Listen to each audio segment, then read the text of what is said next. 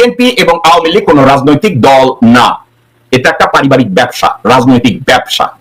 এখন রাজনৈতিক ব্যবসা যখন ক্ষমতায় আসবে, ওই রাজনৈতিক দলের যে মালিক তারা সিদ্ধান্ত নিবে। এখানে দেশের কনস্টিটিউশন কাজ করবে না, এখানে কে কি ফর্মুলা দেবে ওটাই কাজ করবে না, কোন রিফর্ম কাজ করবে না, কারণ এটার মালিক তো পরিবার। আপনারা দুজনে এত গ্যাং গ্যাং এগুলা না করে এটা বলেন যে আমরা পারিবারিক রাজনৈতিক দল করি। আমাদের পারিবারিক রাজনৈতিক দলে আমাদের যে মালিক, ওই পরিবারের যে মালিক, সে সিদ্ধান্ত নিবে কে প্রধানমন্ত্রী হবে, কে দলের প্রধান হবে। আপনারা এই কথাটা বললেই তো হয়ে যায়। এটা বলছেন না কেন? এটাকে পেঁচাচ্ছেন কেন? এটা নিয়ে ভণ্ডামি করছেন কেন? এটা নিয়ে ভণ্ডামির কিছু নাই। আমি বিএনপির জন্য সহজ রাস্তা করে দিলাম। আপনারা এখন বলবেন যে বিএনপি রাজনৈতিক দলের নামে ব্যবসা, রাজনীতির ব্যবসা করছে, 20 কোটি মানুষের জীবন নিয়ে ছিনিমিনি খেলছে।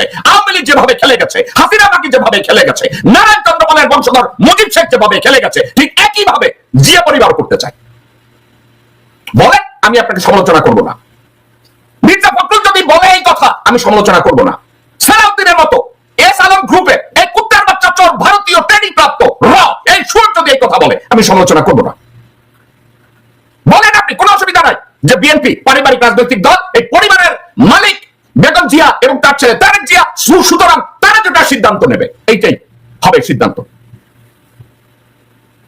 এখন যদি এই কথাটা মির্জা ফখরুল এবং সালাউদ্দিন বলে, মির্জা আব্বাস এবং ভারতীয় বেশ্যা ল্যাঙ্গট পরা বেশ্যা মির্জা আব্বাস, মির্জা ফখরুল, আমির খসরু মাহমুদ চৌধুরী, সামাও বায়, ইকবাল হোসেন টুকু, আব্দুল আওয়াল মিন্টু, আমানুল্লাহ আমান, এরা যদি, সাদেক হোসেন খোকার ছেলে ইশাক, এরা যদি বলে আমরা পরিবারতান্ত্রিক একটা রাজনৈতিক দল করি যেভাবে আওয়ামী লীগ করে, বিএনপির মালিক জিয়া পরিবার, তারা যেটা সিদ্ধান্ত নিবে, সো বি ইট।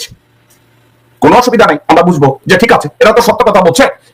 মুজিব শেখ যেভাবে 20 কোটি মানুষের জীবন নিয়ে ছিনিমিনি খেলছে, হাসিনা শেখ যেভাবে ছিনিমিনি খেলছে, এখন জিয়া পরিবারের লোকজনরাও এই ছিনিমিনিটা খেলতে চায়, তো তারা যেটা করবে ওইটাই কথা।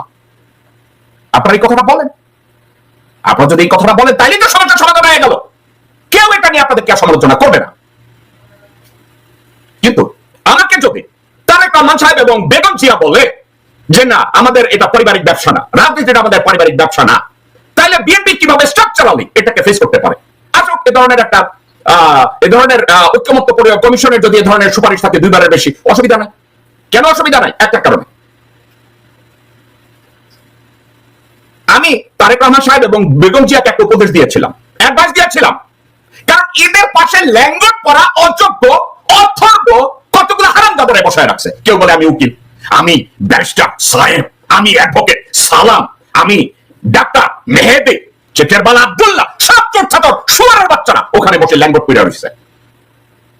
আমি তারেক রহমান, বেগম জি, আপনাদেরকে আমি বলছিলাম, আপনাদের মা এবং ছেলের 2টা পজিশনকে ফিক্স রেখে প্রত্যেকটা পজিশনকে ইলেক্টেড পজিশন করে দেন।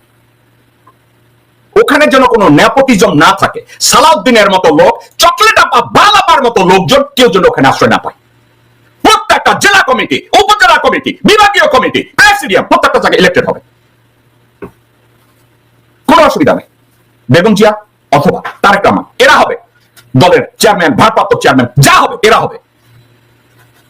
আপনারা যদি এটা যদি করেন প্রত্যেকটা, তাহলে সাংগঠনিক ভাবে আপনারা ইকুয়াল হবেন আওয়ামী লীগের মতো, আপনারা ইকুয়াল হবেন জামাত ইসলামের মতো, কারণ সাংগঠনিক ভাবে আপনাদের কোনো রাস্তাঘাট নাই। আপনারা জাস্ট কচুরি পাড়ার মতো ভাসতেছেন। হ্যাঁ, আপনাদের জনপ্রিয়তা আছে, কিন্তু সাংগঠনিক ভাবে আপনারা অত্যন্ত দুর্বল।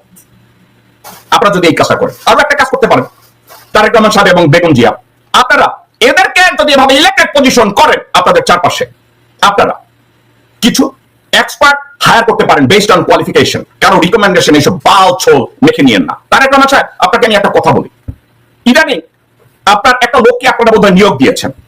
আপনি, আমি জানি না, আপনারা পারিবারিক ভাবে আপনারা বোধহয় ডেমেনশিয়া নতুবা আপনাদের আলজাইমার আপনাদের ভিতরে। তারেক রহমান সাহেব, আপনাদের ভিতরে এই অযোগ্যতাটা আছে, এটা কেন আমি জানি না।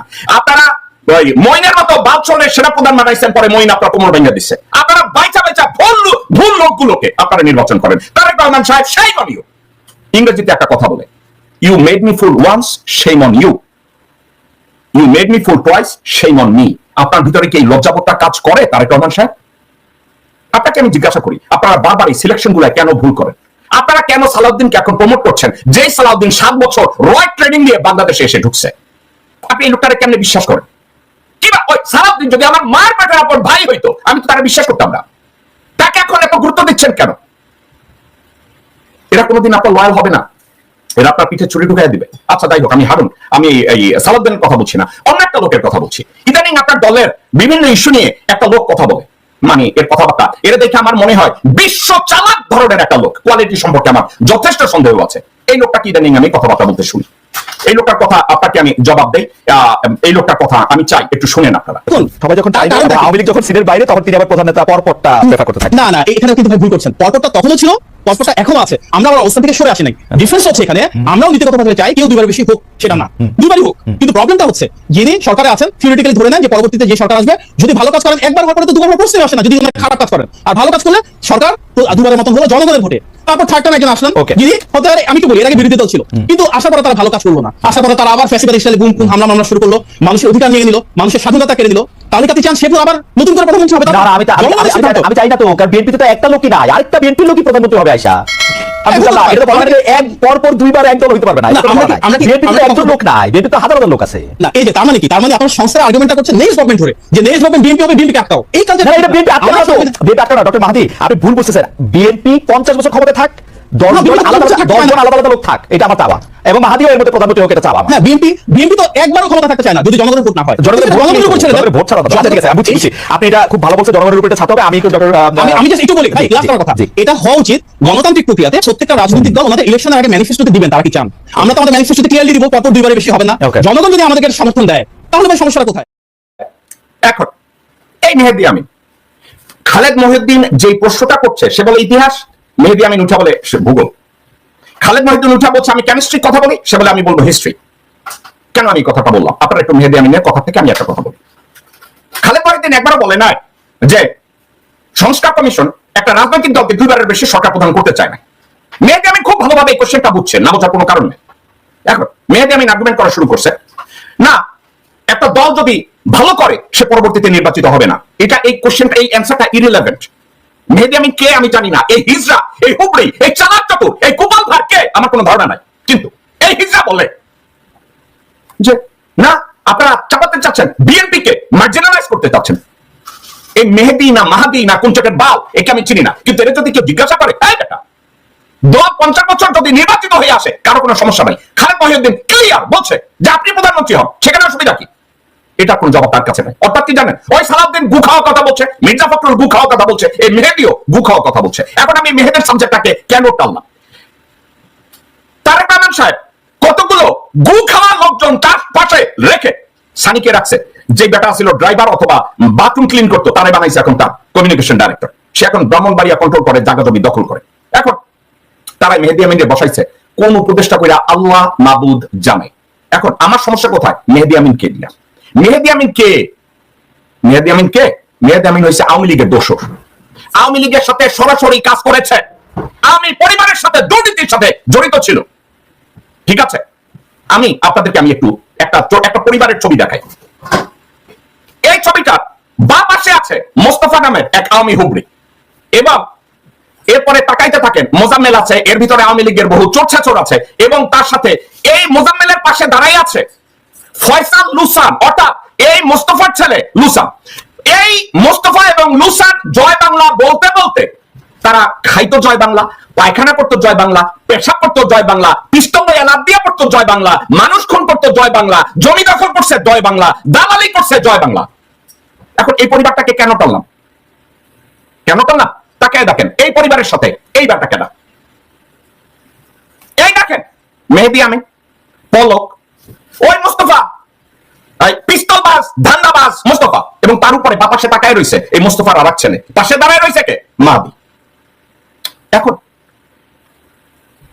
আমাকে যদি বলা হয় যে তারেক রহমান খুঁজা খুঁজা বাইর করে আওয়ামী কানেকশন, তারেক রহমান খুঁজা খুঁজা বাইর করে তার পাছায় কে আঙ্গুল দেবে, তারেক রহমান খুঁজা খুঁজা বাইর করে তার পুটকিতে কে আটকাবে, তো সেটা কে থামাবে? মেহেদী আমিন বাইর করছে। এই দেখেন দালাল, মোস্তফা দালাল, পলক দালাল, তার পাশে মোস্তফা দালালের ছেলে দাঁড়ায় রয়েছে, এবং তার পিছনে মেহেদী আমিন। সে হচ্ছে তারেক রহমানের উপদেষ্টা, পরামর্শদাতা। তো তারেক রহমান কি সে মঈনুদ্দিন হায়ার করছে, তারে পাশা ফাটায় দিছে, কোমর ভাঙ্গা দিছে, উপদেষ্টা জোগাড় করছে। যে উপদেষ্টারা তারে এই আমেরিকা কতগুলা রিক্সাওয়ালা গেছে, গিয়াস রিক্সাওয়ালা, রিক্সাওয়ালা মিজানুর রহমান মিল্টন, রিক্সাওয়ালা হোটেলের ওয়েটার জিলুর রহমান, এরা এই রিকশাওয়ালারা যখন গেছে সবাই নিউ ইয়র্কে এসে কয় আমরা ভাইয়ারে 2 লাখ করে টাকা দিচ্ছি, আমরা সেন্ট্রাল কমিটির মেম্বার হয়েছি। বুঝলাম না বিএনপির রাজনীতি এটা। এখন এসব কর্মকাণ্ড যখন বিএনপি করে তখন তারেক রহমান তার কথাবার্তা শুনবেন, একটু শুনেন কি বলে। হতে পারে আমাদের ভুল ত্রুটি আছে, হতে পারে আমাদের সীমাবদ্ধতা আছে, হতে পারে আমাদের মধ্যে কেউ কেউ কোনো অনৈতিক কাজের সাথে জড়িত, কিন্তু আমাদের সবচেয়ে বড় ক্রেডিট হচ্ছে কেউ যদি অন্যায় করে থাকে আমরা কোনো ডিনাইলের মধ্যে নেই। আমরা এখনো দেখছি, কারণ নাম বলবো না, অনেক রাজনৈতিক দল আছে, তাদের বিভিন্ন জনের বিভিন্ন বিষয়ের খবর তাদের সদস্যদের আপনারা দেখছেন আকাশে বাতাসে অনেক টান পাতলে আমরা শুনতে পাচ্ছি। বাট কাউকে কি দেখেছেন যারা অন্যায় করেছে অন্যায়কারীর বিরুদ্ধে ব্যবস্থা নিতে? তারা তাদের অন্যায়কারী সদস্যের বিরুদ্ধে ব্যবস্থা নেয়নি। বাট আপনার দল বিএনপি অন্যায়কারীর বিরুদ্ধে, যাদের দলের ভিতরে থেকে অন্যায় করছে, যেটা সামনে আসছে আমরা চেষ্টা করছি ব্যবস্থা গ্রহণ করতে, অর্থাৎ আমরা ডিনাইলে নেই। কারণ আমরা বলেছি অন্যায়কারী কোনো দলের সদস্য হতে পারে, অন্যায়কারীর পরিচয় সে অন্যায়কারী, কাজী ওটি তার পরিচয়। অন্যায়কারীর সাথে আমরা সম্পর্ক রাখতে চাই, আমরা সামনে এগোতে চাই। সংস্কারের প্রথম একটি বিষয় আমরা অক্ষরে অক্ষরে পালন করছি, অর্থাৎ অন্যায়কারীর সাথে আমাদের সম্পর্ক নেই। প্রিয় সহকর্মী, কিন্তু এটিই হচ্ছে আপনার প্রিয় দল। তারেক রহমান সাহেব, উইথ অল রেসপেক্ট, আপনার এই কথাটা সর্বৈব মিথ্যা এবং ভণ্ডামির একটা পার্ট। আপনি নিজে জানেন, বছরের পর বছর, যুগের পর যুগ ধরে আপনি জানেন যে মির্জা আব্বাস কোথা থেকে উঠে এসেছে, কোথায় বসে চাঁদাবাজি করছে, মোসাদ্দেক ফালু কোথা থেকে উঠে এসেছে, কোথায় অন্যায় করছে, গিয়াসউদ্দিন আল মামুন কোথায় অন্যায় করেছে, কোথায় চাঁদাবাজি করেছে, আপনি খুব ভালো করে জানেন। আপনি জানেন আব্দুল আওয়াল মিন্টু কোথায় ষড়যন্ত্র করছে দেশের বিরুদ্ধে, আপনি খুব ভালো করে জানেন। কালা জাহাঙ্গীরের মতো মাস্তান, অমুকের মতো মাস্তান, সেমুকের মতো মাস্তান কোথায় পিস্তলবাজি গুলিবাজি করছে। কাউকেই আপনারা দল থেকে বহিষ্কার করেন নাই। আজকেরও ভারতের যৌথ নাগরিক একটা লোক, অকর্মণ্য একটা লোককে আপনারা মহাসচিব বানায় রাখছেন। আপনারা বলছেন আপনারা দোষ স্বীকার করছেন, কোথায় কোথায় দোষটা স্বীকার করছেন আপনারা? আপনাদেরকে কন্টিনিউয়াসলি বলা হচ্ছে আপনার চারপাশে কতগুলো পাঁচটা হুগলি বসে আছে। কই সানিকে ঠেকাইছেন? ব্রাহ্মণবাড়িয়া জমি দখল করছে, জমি দখল করে বিল্ডিং উঠাইতেছে, ওই বিল্ডিং এ থামাইতে পারছেন কাজ কারবার? আপনি পারেন নাই তো। তো আপনি কেমনে বলেন যে আমরা অন্যায়কারী? অন্যায়কারী তো আপনি বদলে টানেন। সানিকে যেভাবে কোলে তুইলা হাঁটেন, তাহলে আপনি অন্যায়কারীকে থামাইলেন কই? সানির মতো চাকর বাকর যদি বিএনপির নমিনেশন সেল করে, এরপরে আপনারা বলবেন যে আপনারা এখানে অন্যায় থামান, অন্যায়কারী গরু ছাগল বুঝান। আপনারা তো কোথাও আপনাদের অন্যায়কে স্বীকার করেন না।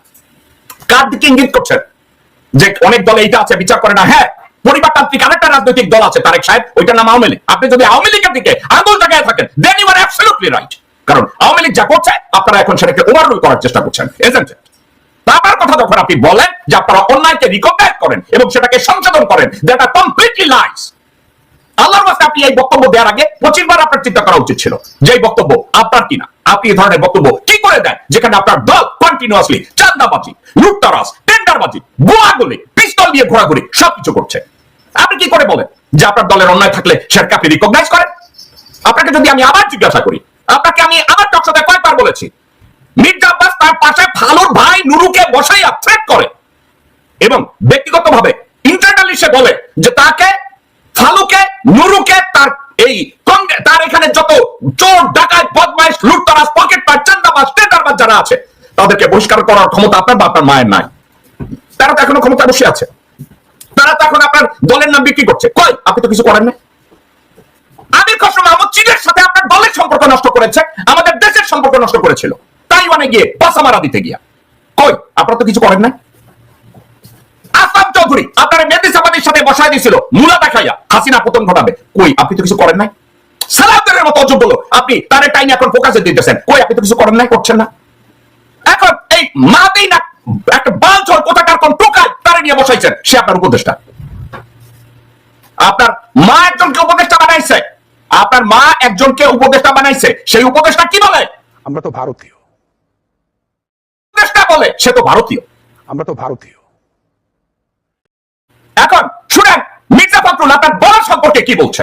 শেখ হাসিনা জিয়া রহমানের মৃত্যু যদি 1981 সালের মে মাসে না হয়ে যদি 2015 সালে হতো, তাহলে এই বাংলাদেশের ভাগ্যে কি করতো আমি জানি না। তবে সম্ভবত সেটা লাইবেরিয়া অথবা আফগানিস্তানের মতো একটা ব্যর্থ রাষ্ট্রে পরিণত হতো।